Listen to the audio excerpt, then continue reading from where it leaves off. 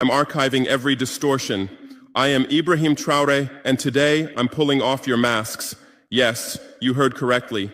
I, whom you call a young military junta leader, whom you brand as a dangerous radical, whom you serve up as an anti-Western dictator, am now telling you the truth. And this time you cannot turn off your microphones. This time you cannot turn away your cameras. This time your editors cannot cut this speech. Because the world you monopolize no longer exists. Because millions will hear these words now, without passing through your filters, without being subjected to your distortions, without being muddied by your lies.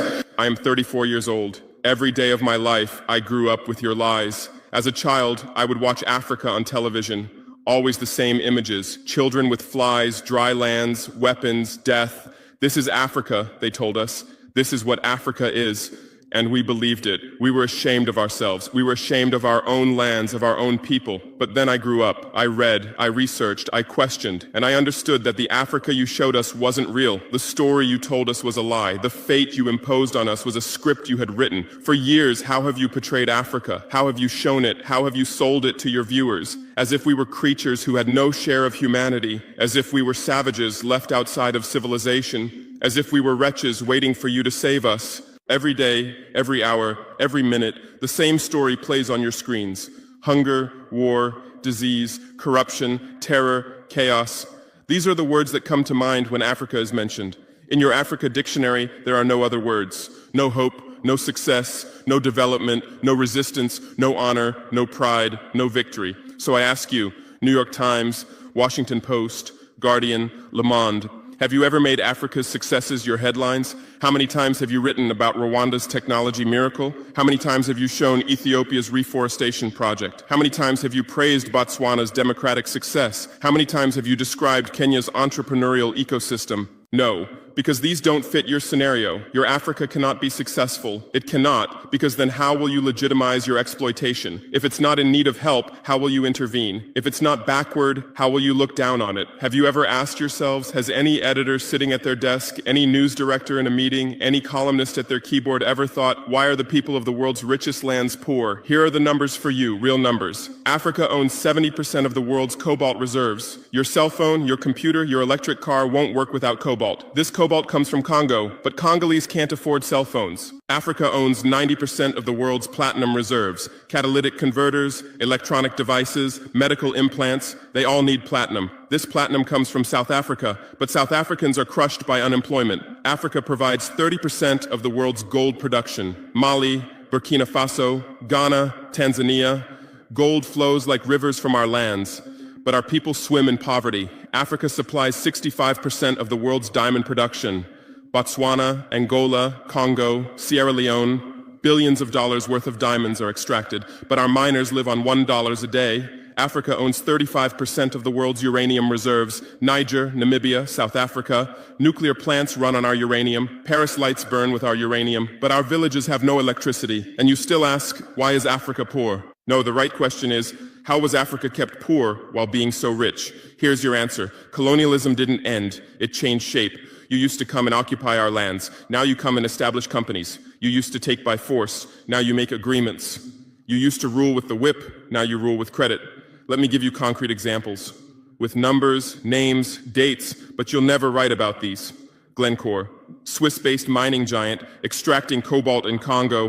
2022 revenue, $256 billion, a tax paid to Congo, $500 million, that's 0.2%. Is this justice? Rio Tinto, British-Australian mining giant, extracting bauxite in Guinea, 20 million tons annually. What's left for Guinea? Environmental pollution and cancer. Total, now Total Energies, French oil giant, extracting oil in Angola, Nigeria, Congo.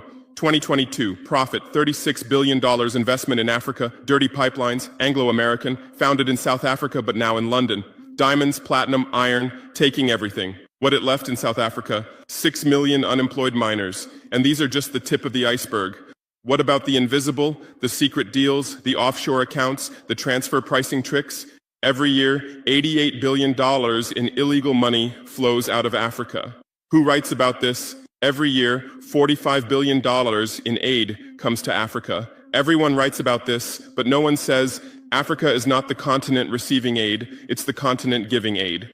While you zoom your cameras on swollen bellies, there is a huge system working silently in the background. Every day, tons of gold, diamonds, cobalt, uranium, oil leave our land. But how? Here is the system. Step 1, create corruption. Bribe our leaders. Open offshore accounts. Promise them a life of luxury. Send their children to your schools. Step 2, make deals. Get 50-year, 99-year concessions. Ask for tax exemptions. Be exempt from environmental rules. Ignore labor rights. Step 3, control the infrastructure. Take over ports, airports, railways, but only from the mine to the harbor. Don't build roads to the villages. Don't bring electricity to schools. Step 4, provide security. Set up private security companies. Arm them. Declare protesting. Step 5, silence the media.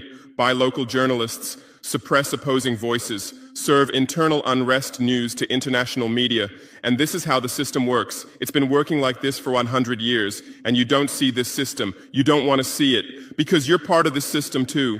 Who are the biggest advertisers of New York Times, CNN, BBC, oil companies, mining companies, arms companies, pharmaceutical cartels, the companies that exploit Africa? You live on their money, you defend their interests, and what I'm about to tell you might cost me my life, but it's no longer time to be silent. France's system in Africa is the CFA franc. 14 African countries still use French colonial currency. 50% of these countries' central bank reserves sit in the French treasury. France applies negative interest to this money, so we pay France to use our own money. Through this system, France transfers $500 billion worth of resources from Africa every year. Does anyone write about this? No. But when France gives Africa 10 billion euros in aid, it makes headlines. Britain's system is more sophisticated. London is the world's money laundering center. City of London, offshore paradise. Every penny stolen from Africa passes through London. Jersey, Guernsey, Cayman Islands, Virgin Islands, all under British control. Africa's wealth hides there. America's system is AFRICOM, Africa Command, 46 military bases on the continent. Official purpose, security. Real purpose, resource control.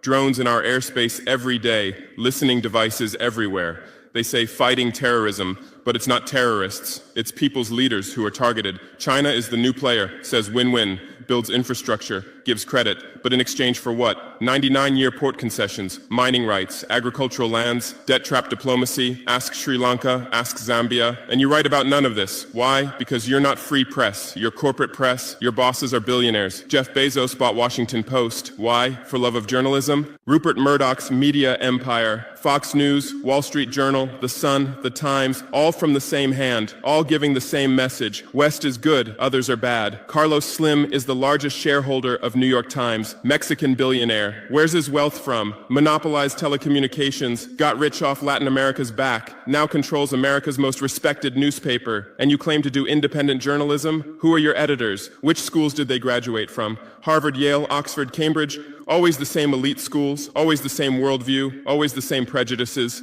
How are your reporters selected? How many languages does your Africa correspondent speak? French, English, that's all. Swahili, Hausa, Yoruba.